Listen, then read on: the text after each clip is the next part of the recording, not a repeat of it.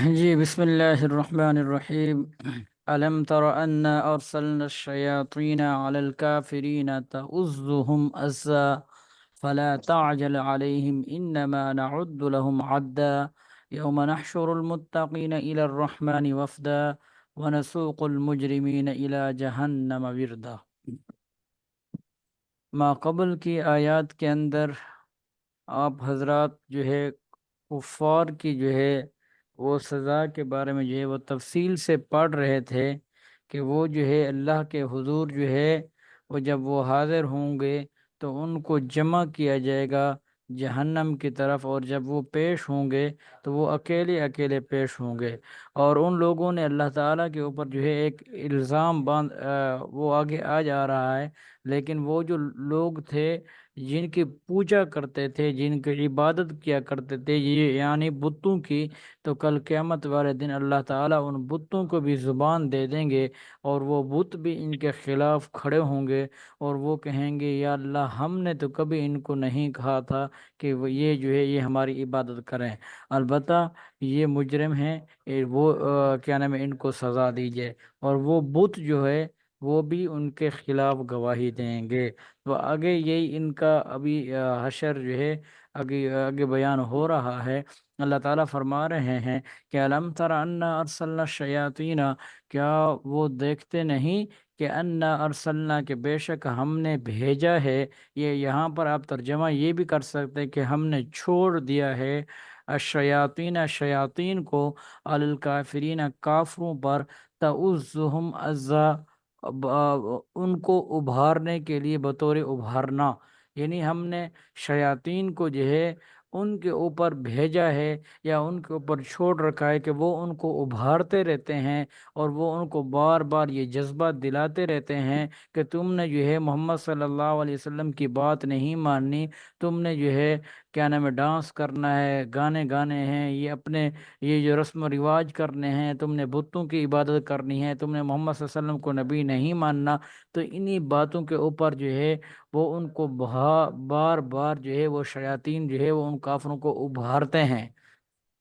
اللہ تعالیٰ فرما رہے ہیں کہ فلا تعجل علیہم، پس اے نبی صلی اللہ علیہ وسلم آپ ان کے اوپر جلدی نہ کریں، آپ ان کے اوپر جلدی مت کیجئے، فلا تعجل علیہم، کیونکہ آپ صلی اللہ علیہ وسلم کے دل کے اندر یہ کڑھن تھی کہ کوئی بھی کافر جو ہے وہ جہنم کے اندر نہ جائے۔ آپ صلی اللہ علیہ وسلم جو ہے ہمیشہ یہ کوشش کرتے تھے، اگر کسی کافر کے بعد آپ صلی اللہ علیہ وسلم کو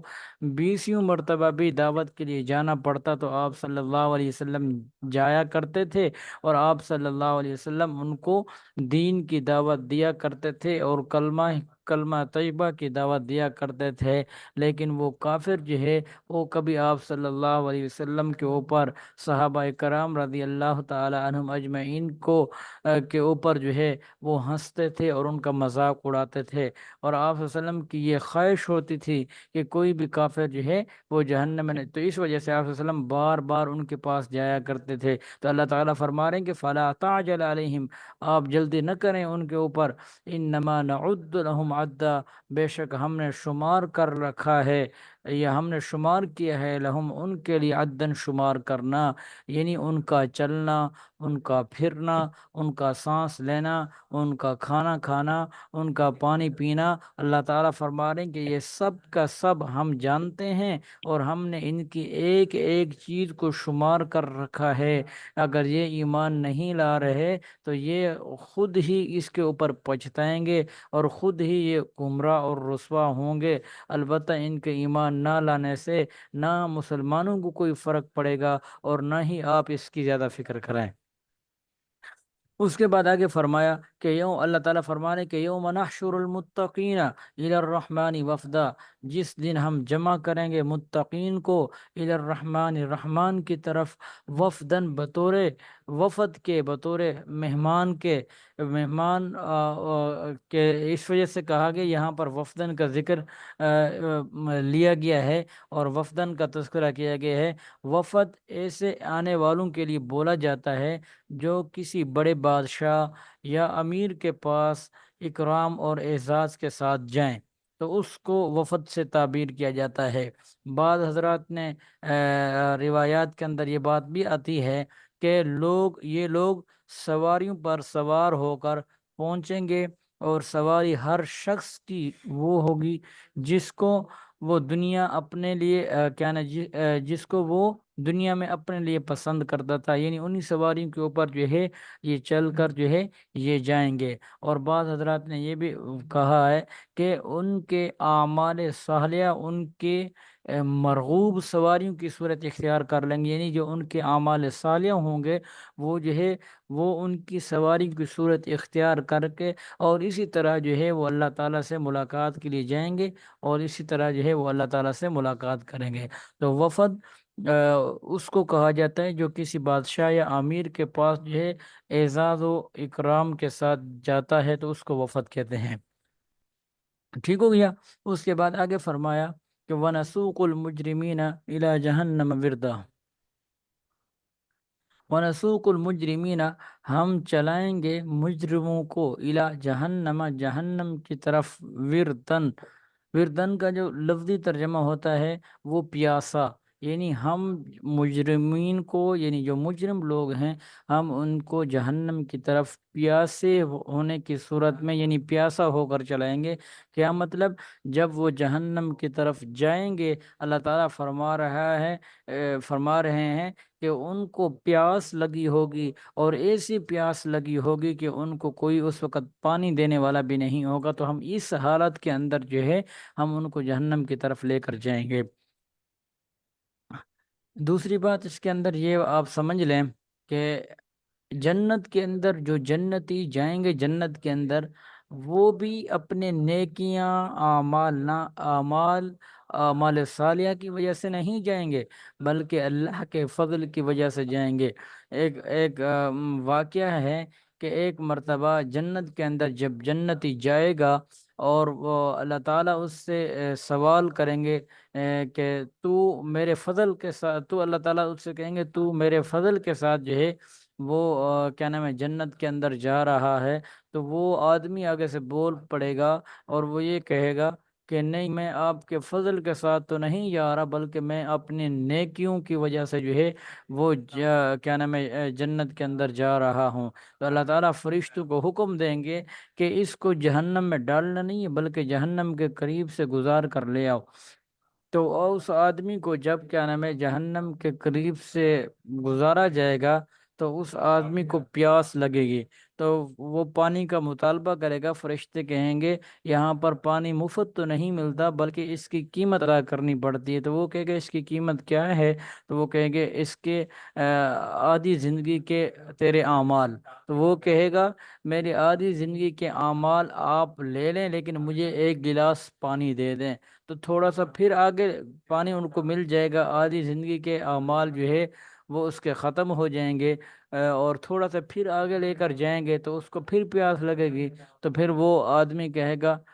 کہ مجھے پانی دے دیں۔ تو پھر فرشتے یہ کہیں گے کہ ہم پانی اس طرح تو آپ کو نہیں ملے گا، اس کے بدلے میں جو ہے آدھی زندگی کے اعمال جو ہے وہ درکار ہوں گے۔ تو وہ کہے گا کہ میری پوری زندگی کے اعمال جو ہے وہ لے لو۔ تو جب وہ یہ لے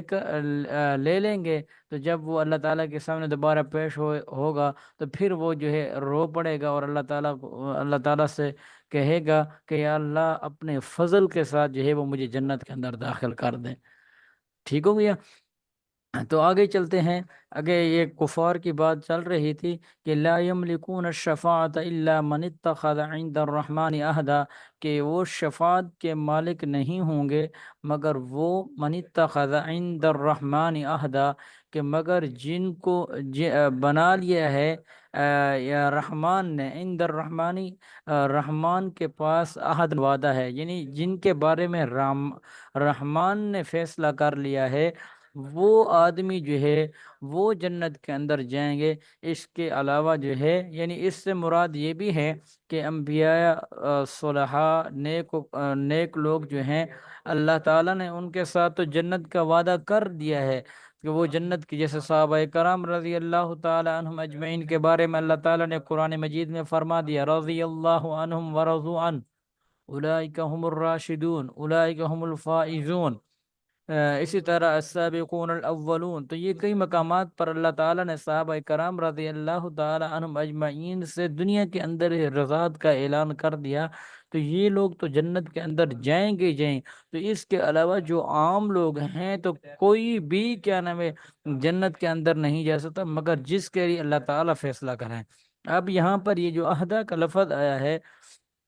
بعض حضرات نے، حضرت ابن عباس رضی اللہ تعالی عنہ کی روایت ہے، وہ فرماتے ہیں کہ یہاں پر عہد سے مراد جو ہے وہ شہادت ہے، یعنی کلمہ شہادت ہے، یعنی لا الہ الا اللہ، یعنی جس آدمی نے لا الہ الا اللہ پڑھ لیا ہے۔ حدیث پاک میں آتا ہے، اللہ کے نبی صلی اللہ علیہ وسلم نے فرمایا کہ جس آدمی نے لا الہ الا اللہ پڑھ لیا ہے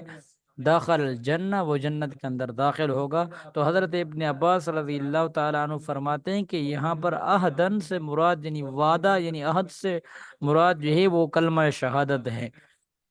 تو بعض حضرات نے کہا کہ یہاں پر عہد سے مراد جو ہے حفظ کتاب اللہ، یعنی قرآن مجید کو جو بندہ حفظ کر لیتا ہے، یاد کر لیتا ہے زبانی، تو وہ جو ہے جو حافظ قرآن ہوگا بعمل، تو وہ 10 بندوں کو جو ہے وہ جنت کے اندر لے کر جائے گا، اگرچہ ان کا جہنم کا ٹکٹ بھی ہو چکا ہو۔ تو بعض حضرات نے کہا یہاں سے مراد جو ہے وہ حفظ کتاب اللہ ہوگا۔ تو دونوں مراد لیے جا سکتے ہیں، یعنی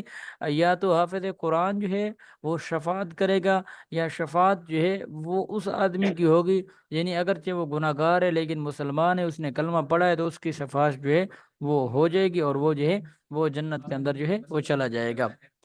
اس کے بعد آگے فرمایا وقال اتخذ الرحمن ولدا، پہلے بھی آپ کئی دفعہ پڑھ چکے ہیں کہ کفار، یہودی، نصارہ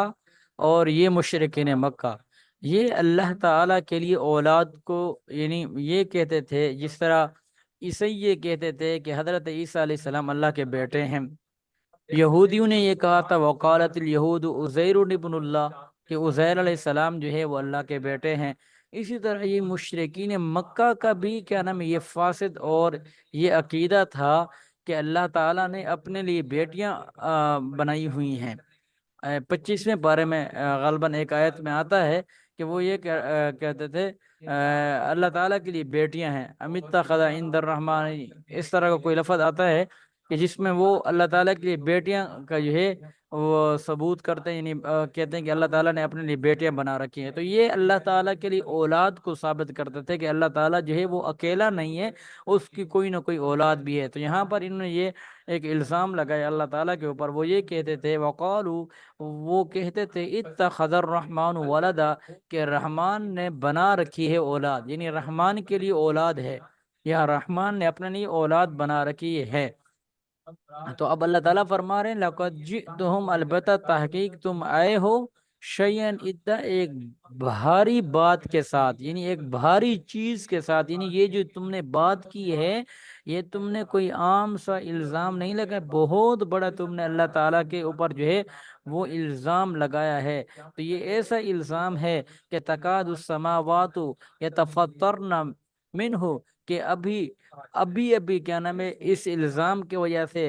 آسمان پھٹ جائیں، اس وجہ سے منہ، اس الزام کی وجہ سے، وتنشق الارض، اور زمین جو ہے وہ ٹکڑے ٹکڑے ہو جائے، وتخر الجبال ہدا، اور پہاڑ جو ہے وہ گر پڑے منہدم ہو کر، یعنی بالکل ایسے گریں کہ جس طرح کسی چیز جو ہے وہ منہدم ہو کر یعنی گر جاتی ہے، تو پہاڑ جو اس طرح گر پڑے۔ تو یہ اتنا بڑا ان لوگوں نے اللہ کے اوپر الزام لگا دیا ہے، یہ اس وجہ سے کہ ان دعو للرحمن ولدا، کہ یہ پکارتے ہیں رحمان کے لیے اولاد، یعنی یہ رحمان کے لیے اولاد بناتے ہیں۔ تو یہ اتنا بڑا الزام ہے کہ یہ پہاڑ گر جائیں، جیسے پہاڑ کا گرنا،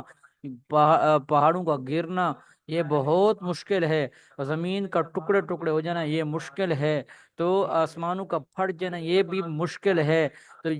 یہ اگرچہ یہ جتنا مرضی مشکل ہے، لیکن یہ جو انہوں نے الزام لگائے یہ اس سے بھی بڑا ہے کہ یہ اللہ تعالیٰ کے لیے اولاد ثابت کرتے ہیں۔ اللہ تعالیٰ نے کئی مقامات پر فرمایا کہ سبحانہ، سبحانہ،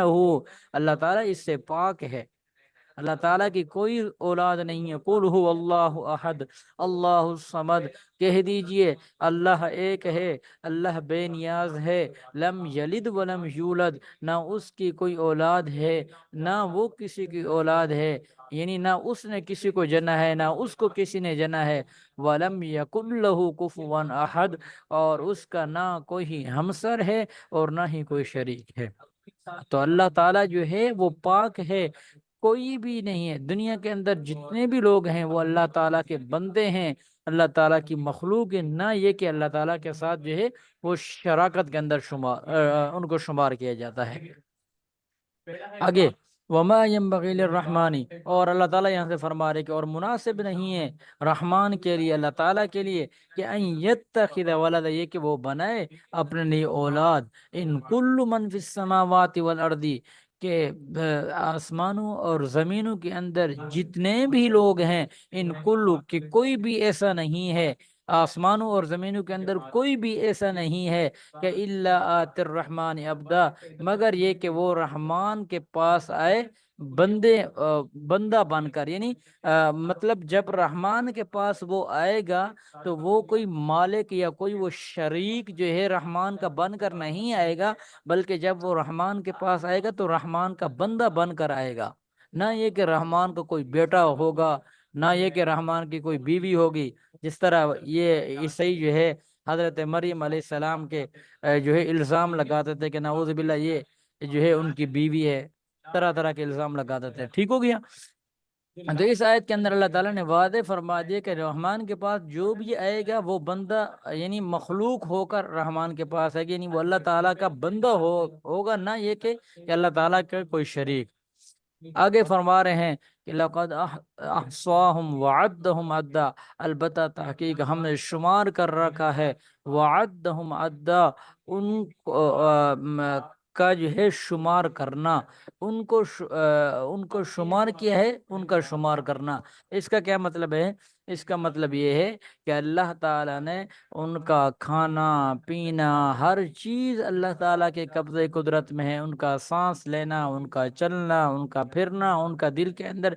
جو جو خیالات ہیں وہ سب کے سب کا آنا، اللہ تعالیٰ فرما رہے ہیں کہ اس کی ایک ایک چیز جو ہے وہ محفوظ ہو رہی ہے اور ہم نے اس کو شمار کیا ہوا ہے۔ اس کے بعد آگے فرمایا وَكُلُّهُمْ آتِهِ يَوْمَ الْقِيَامَةِ فَرْدًا، کہ ہر آئے گا ان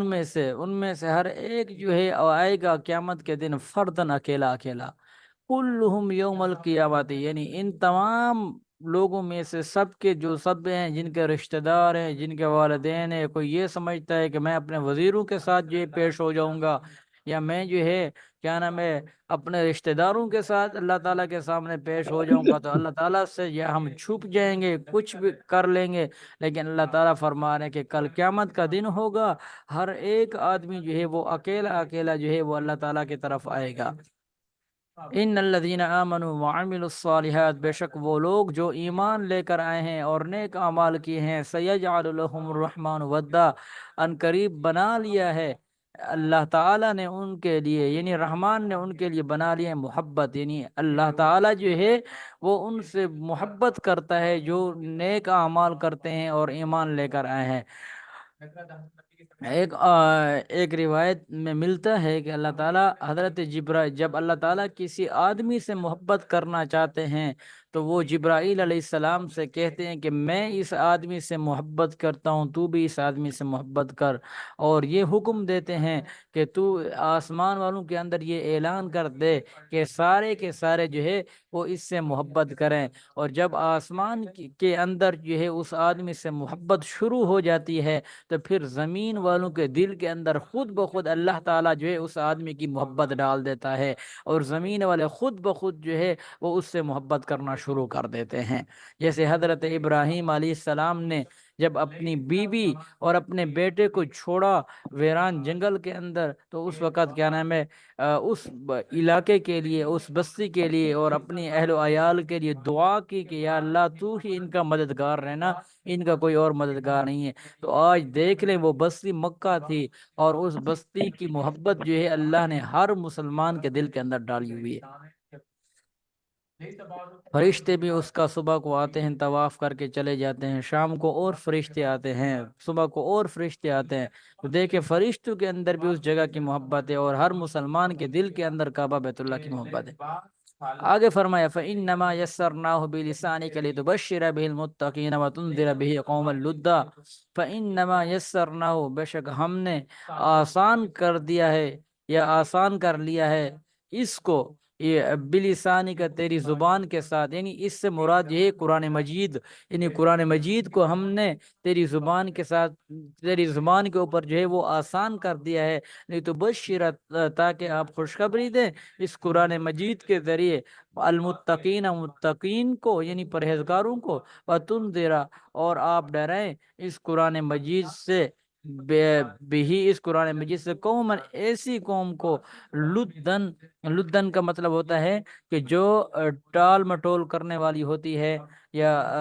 لدن کا ترجمہ یہ بھی کیا گیا ہے، اصل جو لدن کا ترجمہ ہے وہ ہے جھگڑالو، یعنی جو جھگڑالو قوم ہے اس کو جو ہے وہ آپ جو ہے ڈرائیں۔ اس کے بعد اللہ تعالیٰ فرما رہے ہیں وَكَمْ أَهْلَكْنَا قَبْلَهُمْ مِنْ قَرْنٍ، اور کتنی ہی قومیں ایسی تھی یا کتنی ہی بستیاں ایسی تھی ان سے پہلے کہ وہ بڑی بڑی طاقتور تھیں، اگر وہ چاہتے تو وہ درخت کو زمین سے اکھاڑ کر پھینک دیتے، وہ پہاڑوں کے اندر جو ہے وہ تراشتے تھے، پہاڑوں کو تراشتے تھے، پتھر تراشتے تھے، تو وہ اتنی مضبوط اور طاقتور قومیں تھیں، لیکن انہوں نے اپنے وقت کی نبی کی بات کو نہیں مانا۔ اللہ فرما رہے ہیں کہ وَكَمْ أَهْلَكْنَا قَبْلَهُمْ مِنْ قَرْنٍ، ہم نے ان سے پہلے کتنی بستیوں کو ہم نے ہلاک کر دیا ہے۔ هل تحس منهم من احد او تسمع لهم رکزا، کیا تمہیں ٹٹولنے سے بھی ان میں کسی کا پتہ ملتا ہے؟ اللہ تعالیٰ فرما رہے ہیں حل تحس، کیا تمہیں ٹٹولنا، منہم ان میں سے، من احد کسی ان قوموں میں سے کسی ایک کا ٹٹولنا اور تلاش کرنے سے، کیا تمہیں ان میں سے کسی ایک کا پتہ ملتا ہے، یعنی تم جانتے ہو؟ یا اللہ تعالیٰ آگے فرمانے کہ او تسمع لهم رکزا، یا ان میں سے کسی کے بارے میں جو ہے بھنک بھی تمہیں سنائی دی، یعنی ان کے بارے میں تمہیں کوئی چیز پتہ بھی چلی ہے، بھنک، یہ رکزن کا جو لفظی ترجمہ ہوتا ہے وہ بھنک، اور مراد یہ اس سے کہ کیا نام ہے تمہارے کانوں نے ان بستیوں میں سے کچھ سنا بھی ہے۔ ٹھیک ہو گیا، تو یہاں تک انشاءاللہ ہم نے یہ صورت مکمل کر لی ہے، اور یہ جو اگلی صورت ہے اس کا میں آپ کو واقعہ بتا دوں۔ وہ واقعہ یہ ہے